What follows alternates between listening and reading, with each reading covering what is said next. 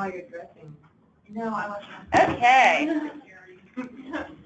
All right, we're about to get started. I just want to make sure people can hear us. Can someone send a chat real quick to make sure, those of you that are dialing in, that you can hear us, please?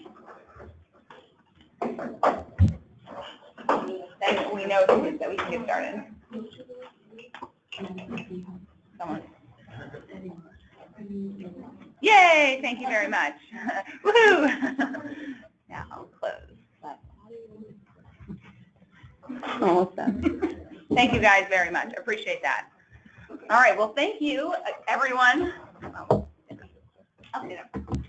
Thank you, everyone, for joining us for our next bite-sized learning, and this is our second of two in how to effectively present. And as you remember, hopefully many of you were at our one last month. We talked a little bit about effective communicating in presentations, and today is taking it to the next level, where we are relying on the lovely design expertise of our in-house graphic designer, Mr.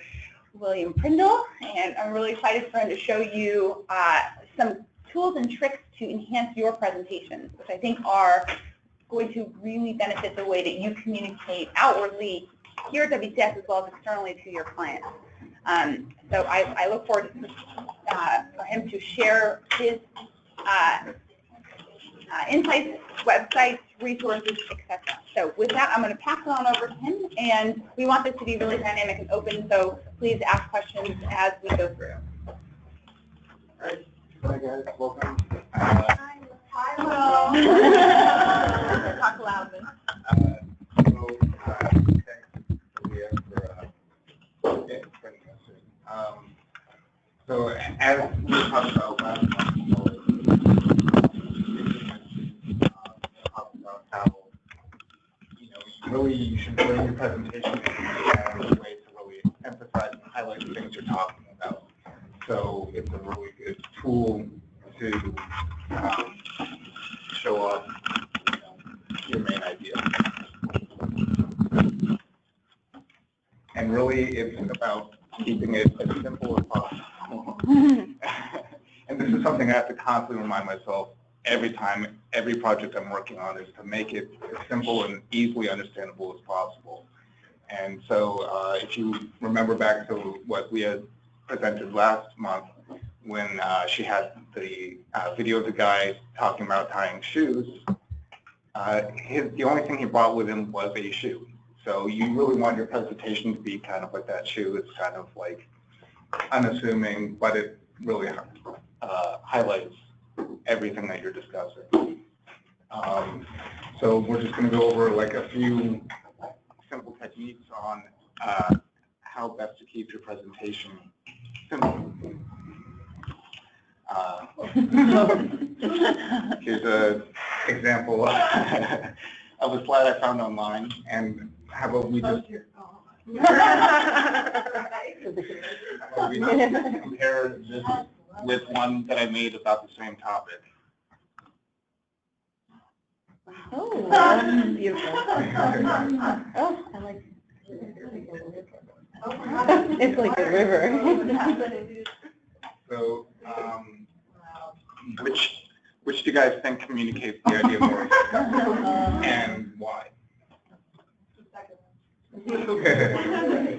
But between the two, I think that this is highlighted in our last section, our last presentation as well, is the information on the first one is important to convey, but getting that across via your verbal communication and connecting with your audience is more important.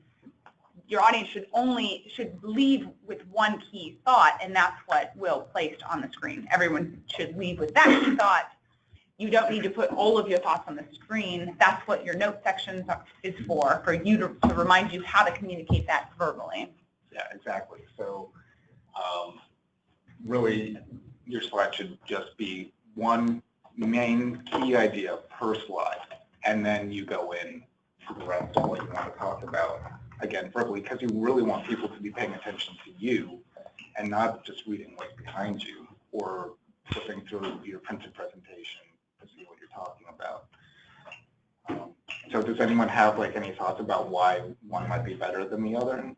Well, I also think besides like just having the one thought, like the main takeaway, and of course like wanting to keep it simple, the first one you also can't even read. So even if that was just you only had rivers are created by water flowing downhill, if you had it in that sort of style, like you wouldn't even be able to read it anyway. So I think that's another thing that the second slide does a lot better. The words are simple, but they're also super clear and legible. Right. So if we go to the next slide. These are just like a few concepts that I came up for why the left slide isn't as effective as the right slide. Small text, it's not easily readable, it's very busy, and so we're just going to talk about like how to improve upon that. Yeah. And one of the things you'll see, obviously, Will spent a lot of time, and he's a professional designer, so you guys aren't, no one is expected to be able to create a slide that looks like that one on the right, clearly. But I think a common mistake on the left one for an amateur, all of us being amateur PowerPoint creators, are using those templates that include the swoosh or some sort of design. And I think probably most of you would agree that almost all of those are a bit antiquated, and it's pretty obvious that you've chosen a slide, a slide template.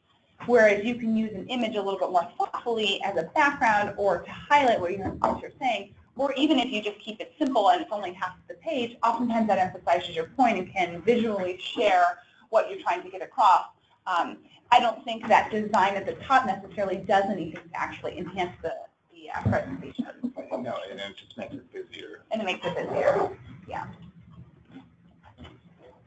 So the first place to start is really with establishing a type hierarchy. And what that means is that you should be using fonts to differentiate what you're talking about. So you choose one font that's big and bold like this to really show what the main idea of the slide is. And then you use a secondary font to have what the second idea is and read it into it. So the best ways to establish type hierarchy are like to change the sizing, the boldness, the color, to differentiate what the two parts of what you're talking about are, if that makes any sense at all. And you should really be sticking to 2 fonts for your whole presentation. Don't use any more than that, 2. And the other thing, too, on this one, and it's not related to font, but I don't know if you guys noticed what Will did when he created when he was thinking about the delivery of the presentation, is he showed you an idea and allowed you to formulate what you could think would be the next emphasis, and then he emphasized it by animation, which can be helpful when you're emphasizing a specific point, but you don't want to give it away with the slide immediately, right? So if you have a slide and all the bullet points are there, you're not allowing the participant to walk with you on the journey. When you add these kind of emphasis as a secondary animation, you're allowing the person to kind of be engaged throughout the duration of that slide versus it being everything all provided at once. The person oftentimes will capture and absorb that information and then tune out for the rest of that slide. So this gets you at least 2 points of engagement. I'm not a huge fan of lots of animations, but doing something like this really helps keep the attention throughout. And just another example of what I did here with the hierarchy was that, so hierarchy is clearly the most important one on the slide because it's the biggest and the boldest, but type is also pretty important, right? Because it's the same color, it's the same font. It's also pretty big, but establish A is very small in comparison. So these two, type and hierarchy, go together and you read them as a unit, but type is slightly less important. So here's just like a couple resources for like where I usually like to look to find fonts. Yeah. So the first is Google Fonts. It's a fantastic free resource provided by Google. You'll find it most with web development because you can download fonts to use for your website. We do that on like Microsoft. You can do it here, but anytime you download a font, you actually have to get you have to get like Don to type in it. So to download anything from a web, the interest of safety, obviously, to download anything from a website, you typically would need to have some sort of administrator's password. But if you're doing a presentation, I think Janine probably asked Dawn to download fonts like every week, and it might be a different fee, but yeah, if you need to do that, I'm sure that's something they'd be willing to do, particularly from a known website like this. Right. And so Google Fonts is really nice because it has a huge library and it's easily searchable. You can choose whether. Do you know what serif and sans serif is? Or do you want to explain? Yeah, no. So sans serif or serif fonts, we'll start there, are fonts that have these small little serifs. I don't know what else. They're like ticks at the bottom of words. So like here, you can see on the S, it has that extra little ornament, basically. And a sans serif font they have nothing. They're a bit more blocky. Do you choose serif or sans serif for different things? Like, would you go for serif? Okay. So on a presentation, I would recommend against using a serif font to have as your secondary font, where you have lots of text. I would say you don't want a serif font. You want a sans serif font because I think it's easier to read, but you can use either for your header text. So if you make your serif font, really big, and then have a sans serif font underneath it smaller, it can create a nice contrast too. And so what's also cool about Google Fonts is that it has a featured section where they go through, fonts that they have and different font pairings and stuff like that. So I really like Google Fonts. And then the font is another free website that I've used before. It's not as good. What's it called? Font. The font pairing is what you might go to if you were mixing two fonts for presentations, right? Because they're not the same font, but they go together. They go well together. So instead of just like randomly choosing fonts that you think go well together, it might be good to use a professional's opinion, and then you have them that are already kind of put together as a package. Right. And you can easily just Google like font pairings or best fonts of 2017 or something like that. I do that all the time. Like, what's out there? I know it's really complicated stuff. Best fonts of 2017. And some of them you can check too. Like you can see that these are free for he's giving you sites that are free, but a lot of them I know that designers oftentimes really are proprietary about their personal library of fonts, because oftentimes you have to pay for them because someone is building just like images. It's important to make sure you have a legal library. We wouldn't want to be sending anything out to our clients or to the universe that has been utilized illegally. So just be mindful of the fact that they need to be free for use. Yeah, definitely check that out. Google Fonts, I believe all the fonts on it are open source, which means you can use them for anything, personal use, business use, whatever. The font has different licenses where some might be free and you can use them, and some might be you should pay for them. Yeah, cool. Probably yeah.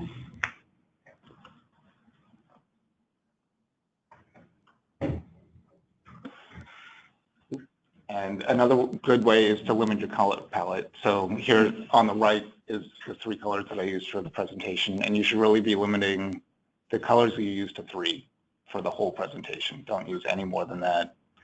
You can use slight variations of it, like you notice that I have like a slight shadow underneath these, but really it's all in the same family. And the best way that I like to find new color combinations is to go to another service called Adobe Cooler, which is another free website that's a really neat tool. So it has like a color wheel where you can go in and individually select each color and manipulate it. And there's different color rules here. So like if you know anything about color theory, monochromatic versus complementary. So based on this middle one that you're choosing, the other ones that are around it are the ones that are providing that specific parameter. So those are complementary. Right. So and then if you changed it, it would be, Yeah. So if I swung this around, it would change based on where you are. all of those look so good together. Yeah. Those colors, and you wouldn't think what they would. And you, Yeah. That's how we got blue and green. yeah, you can, Provide the RGB then, Will? That you can yeah, select those? if I scroll down, it has everything. It has the RGB. Oh, this isn't showing it, but for some reason, but oh, here we go. You click the little arrow here, and it'll bring up the CMYK for printing, the RGB for screens, and the hex value as well. So it makes it very, very easy. And so people know those are the different colors that are affiliated with each of those colors, and they're different for different reasons, right? So the first one is for, it's important when you're sending something off to be printed. The other one is for web and screen based. And then what's the last? Hex, color for? hex is, Online? it's just like it's the same color in CMYK and RGB and stuff like that. So for presentations, you should be using RGB because it's what's on screen. And that'll be. And another cool thing about Cooler is that you can go to the Explore tab up here, and there's already a list of pre-made themes that other people have contributed. Oh, uh-oh. No, it's just me, not the webinar. And you can sort by popularity over time.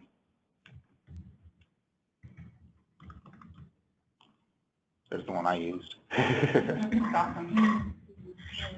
And Adobe, but it's free. yeah. And another awesome thing that I like about it is that if you go up to this camera icon up here and select it. Oh, okay.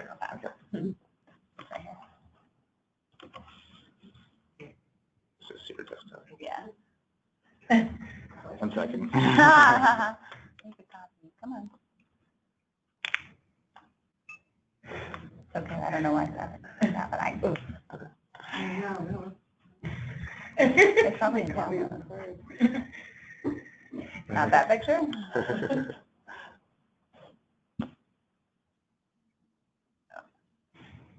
Sorry about this. I don't know why. What if I did this?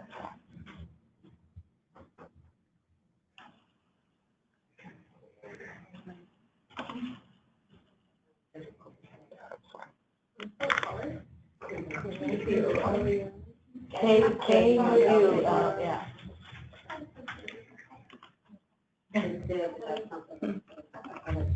Yeah, it's Cooler. Could you send out? Or color. I get. Yeah. Yeah, we will. For sure. All right. So Where was it? Yeah. if we click this icon and then go find an image that we like, this is one I found. It'll create a color system based off of what's in that picture. You're a magician. So you upload a picture to this website, and it goes through and selects colors that are in the picture and creates, like, all 5 of these colors here are located.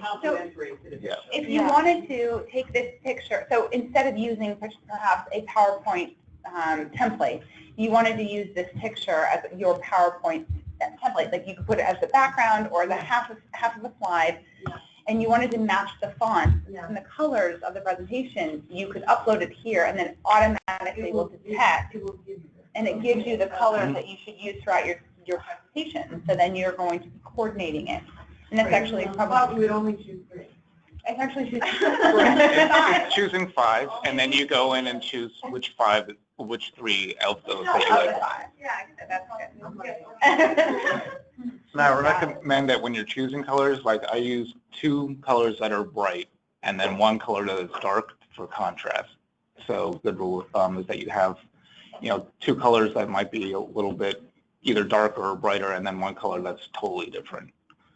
And then here on the left, when you're on, Like in this photo.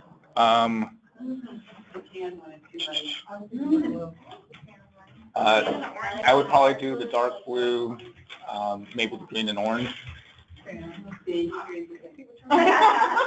didn't you know there was a dark blue? Oh, yeah. What about this right here? Right. Yeah. So here on the left-hand side, you can choose like different variations, and it'll go and reselect what's What all in of it. them coordinate with that. Oh, amazing. I love this. It's really fun to play around with.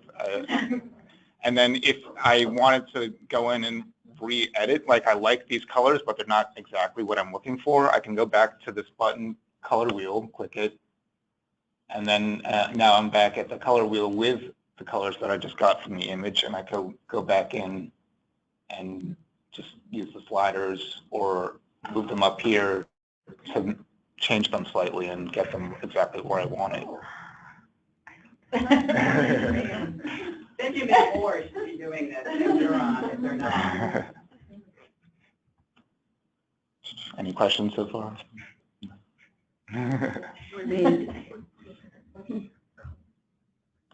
Color.adobe.com. Yeah, color.adobe.com. And we'll send this out afterward too, for sure. Next way. Oh, is that the Ratatouille? I read the help blog. Oh, yeah. I did it. That is Mushrooms in it, right? It doesn't have mushrooms, does it? that is I think it's squash or that's not, that is eggplant. something. Eggplant. So good. I hate the one that came out on the blog, the Ratatouille. I'll let you know if I interactive. So Get over. definitely bring in images into your presentations, because it really makes, you know, your presentation more colorful, more expressive, but don't make it too busy. Like I've seen a lot of slides where they have, you know, 5 or more pictures on a single slide, and it's just too crazy. It doesn't help your presentation, it hinders it. So use one slide or one picture per slide max. Here's just like another way to have a picture on your slide. You can have it doesn't need to take up the whole slide and have text over it. You can just have it on the side, or, you know, on the left or the right, or however you want, basically. Something everyone can do. Yeah, just Something probably to avoid is just having that square image right in the middle, right? Yeah, don't- Does yeah. nothing for your slide. right. Don't center it. And don't put a shadow behind it.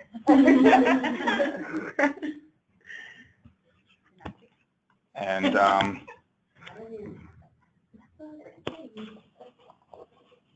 I didn't have this up, but I can quickly show off this website where I like to go for free images, and a lot of you know it already, but for those that don't, it's called pexels.com.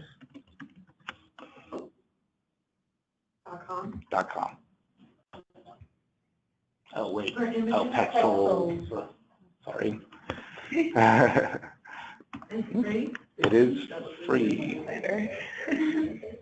I mean, just double check the licenses when you download it, but I believe it's all. And I know that this the team, Janine and Wills and Emmeline use Pexel a lot, and typically I know you have been doing a lot of, once you've downloaded the images, have uploaded them into the legal art folder on Box. So if you go in Box and type in legal art, the images that we have and we also have an account where we download, actually, Pexel I think is a little challenging because sometimes there's not a lot of great stuff on there specific to what we need, whereas we can download them on, what do we use?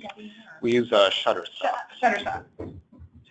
Yeah. Okay, so on Shutterstock we have an account where we are actually paying for images, and once we pay for them we can repurpose them a million times. That is available on our legal art folder. So if you are creating something that's going to go external, instead of Googling the image, we would prefer that you use that legal art one, where this team has been using that page as the repository for that legal art. So feel free to go in there and use whatever's there because it is available to you. So as they do it, they continue to populate that with more stuff, and hopefully everyone else, including sales and marketing team, will use those legal images. So same thing with the font. Just Legal art. On Box. It's on Box.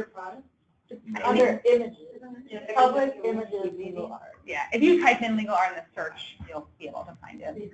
Yeah. So it should be, yeah, it should be a jointly used folder. The next thing is going back to the idea of having one idea per slide. You can see on the left here, we frequently have like a lot of presentations where it's just bullet after bullet, like who really wants to read all of that. So on the right, I just created like if I really wanted to show off one main idea, pick one and make it really expressive and bold and easy to read. And this also using images and charts and other things to show off what you're talking about. So look here, it says like 98% of participant satisfaction of wellness coaching across all these WCS clients. Let's not go on to the next slide. So, Will, how did you come up with the colors in the last one? So it's the... What was your thinking? I mean, is it a warm topic and you want warm colors, or I mean, or you just happen to like those? Well, for this slide specifically, yeah, I just I realized I hadn't had like a bluer slide in a while, so to keep it. So you keep the theme going. Mm-hmm.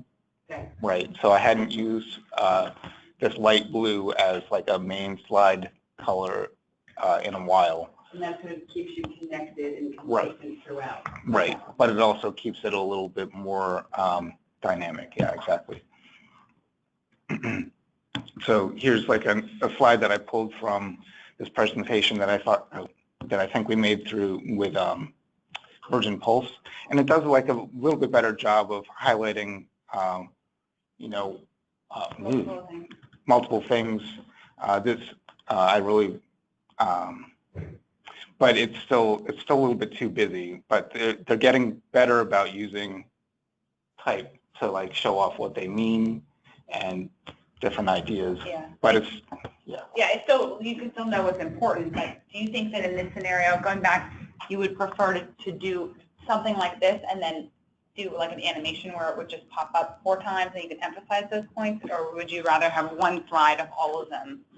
right. I'm So curious to you what you would think about what would be a more impactful way to present this information.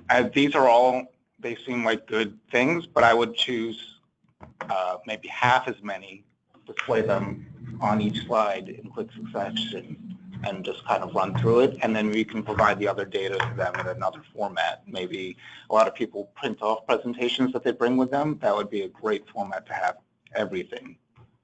You know, it's interesting from my perspective too, and this is coaching, but I hate seeing 64% and 66%. Mm-hmm. I'm just trained, from grade school on, you don't want to see 60 anything. So 2/3 to me works a lot better. Right. Yeah. Okay. Good point. And I think his point, I'm going to reemphasize that point, that not everything, when we provide a presentation to a client or participant or anybody, not everything I think needs to be provided in the actual presentation itself. So think about having appendices or printouts that support what you're saying. So if you feel like you're, like on that slide, there may be 5 points of information that you really want to make sure, I guess 6, that you really want to make sure people know about. Maybe you're having it on a 1-pager so they can read about it, but you're emphasizing the point that is going to be the most impactful and it's going to most make them be on your side. So the point is to get them kind of understanding what you're trying to convey and being on your side. So think about having different types of media and not having to put everything you need to say on the board in front of them. Right. And so here's another slide that I created for one of our presentations that uses the same ideas. And I think that having like this graph here really helps emphasize the point. And I love that. I just love it. I love the whole feeling, the enthusiasm, the colors. It's like really sharp. It is a great, awesome one. And a graph like this, I don't believe is too hard to produce for any of you. I mean, I didn't use Word or Excel to make it, but I think it would be like a pie chart. It's pretty simple. But if you can't do that, then just having like the 95% or like a number like that larger would definitely help emphasize that without necessarily a visual graphic. That's it. Thanks. Any questions? And we can unmute everybody on the phone to see if they are. We'll take any questions in the question box. Can't hear well on the phone. Oh no, too late now. Anybody calling in have any questions about Will's presentation?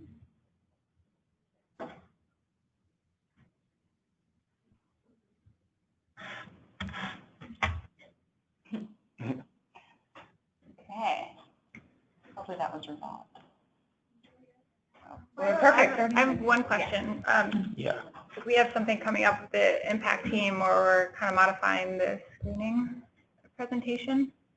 And sometimes when doing so, they will send the site contact a version of the presentation, not always recorded.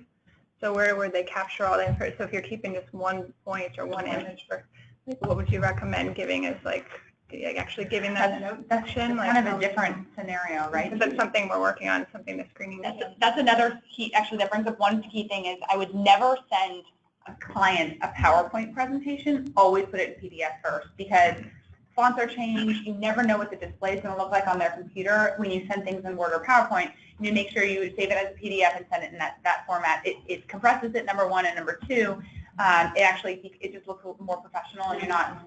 And the fonts in particular, everyone's fonts are different on their different computers. You don't know when the fonts are changed. It could overlap. It could go over. I mean, it just totally changes the look and the feel of the presentation. So make sure you see that ahead of time. So your notes, I think, is a good thought, but I don't think that that's the right scenario.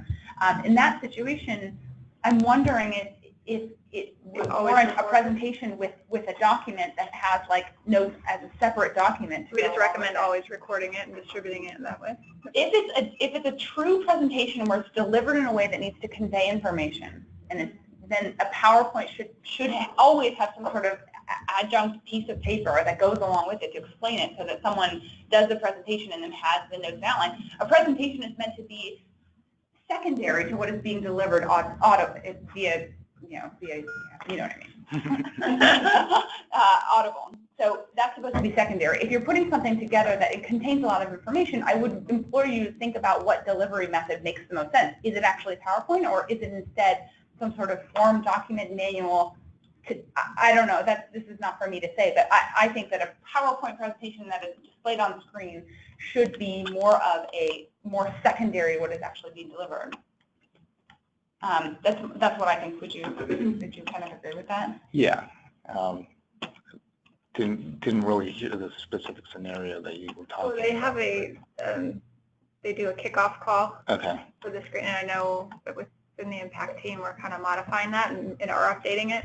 Okay, but they sent the PowerPoint to us, I assume. So, well, it's one that you have updated in the past, but we're going to update it further, so it's many slides and a little bit more visually appealing and all that kind of stuff. So we're just kind of updating it. It's interesting though, because you're right.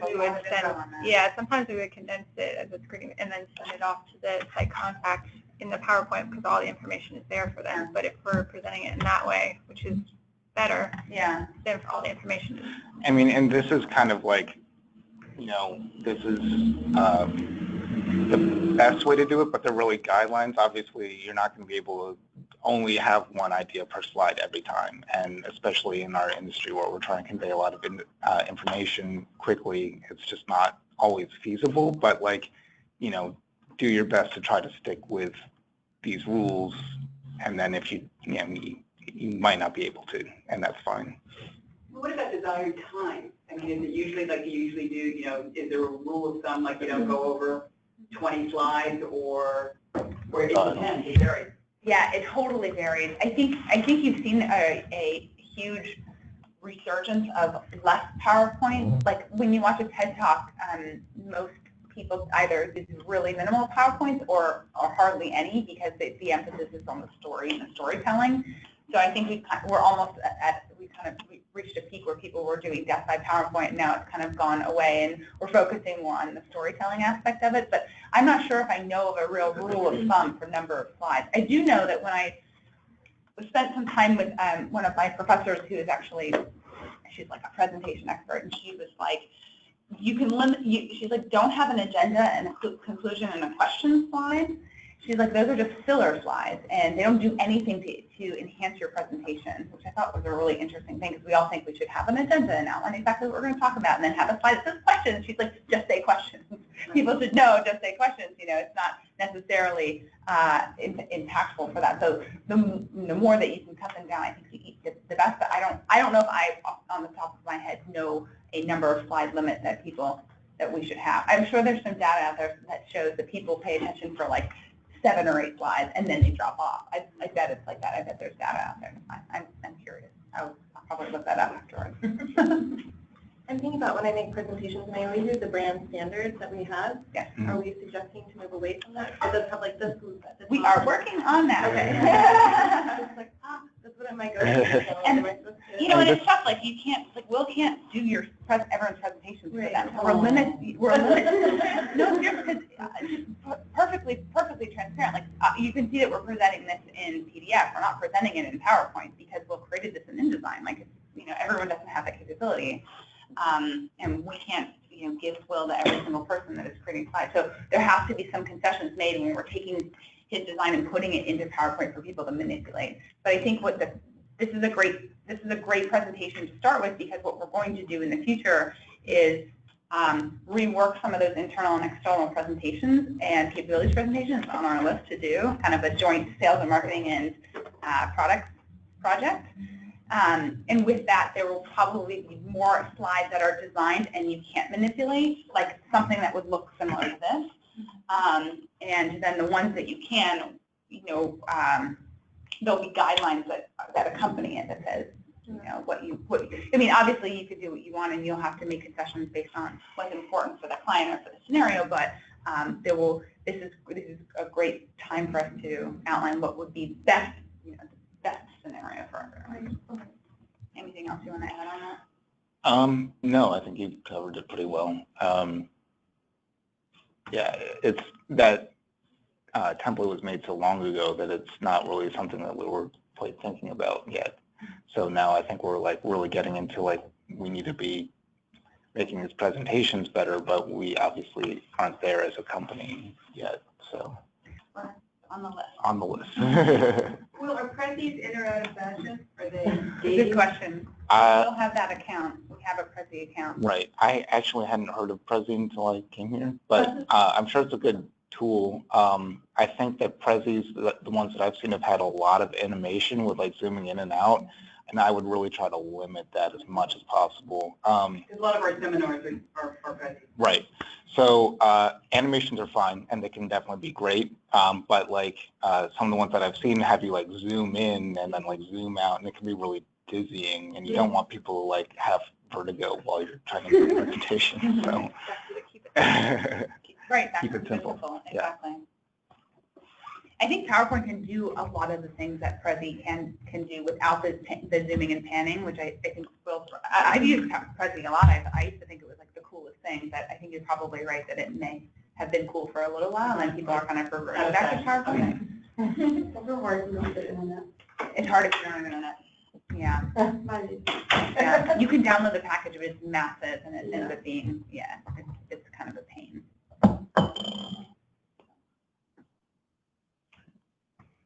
Cool. Thank you, guys. Thank you, Will, for obviously making that into a presentation. Thank you, everyone on the phone. Will you send me the recording then?